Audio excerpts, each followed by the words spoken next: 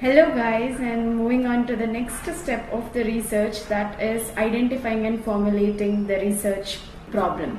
First of all, what do we mean by research problem? Research problem, it is nothing but it forms the starting point of the study and influences the direction of entire research process.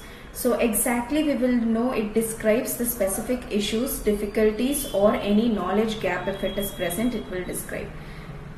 These are the things that's what the researcher wants to address throughout the systemic investigations. What should your research question characteristics be?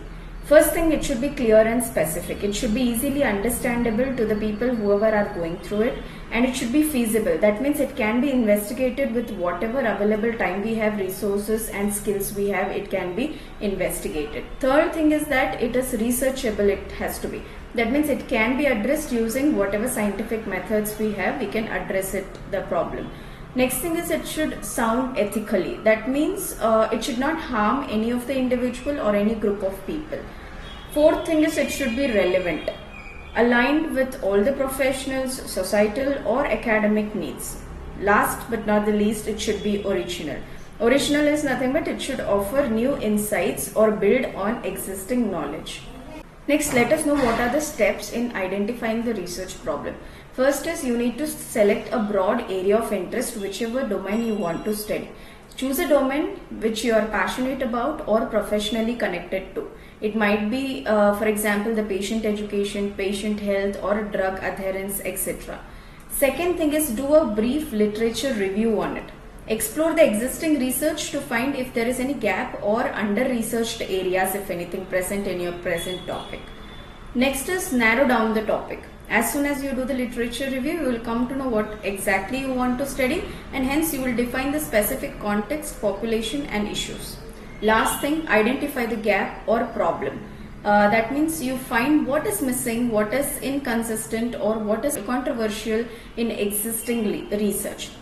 In short, if I have to say, your research problem should address what is the problem, who does it affect, and why is it important to move forward.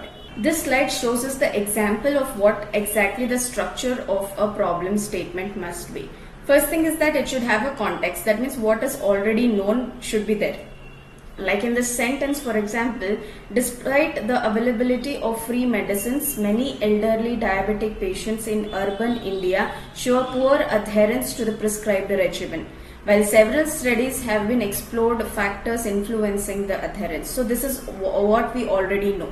Next thing is that the gap or the problem we need to identify. Gap is what is missing or unknown in the particular topic. And what is the problem, the issue to be addressed. Purple color sentence, like limited attention has been given to the role of health literacy and patient understanding of prescription labels. So this is what the gap or the problem that we need to address. Last thing is the significance. Okay, why it matters. So the last sentence in the green color you can see in the particular question that will address that why it matters. So understanding this relationship can inform educational strategies to improve medication use and health outcomes. So this is what a brief introduction about how your problem statement might be, what should be the structure and characteristics of that. So that's all for this video. In upcoming videos, we will go still in depth. We'll have a great knowledge on the further topics. Thanks for watching the video. Stay tuned.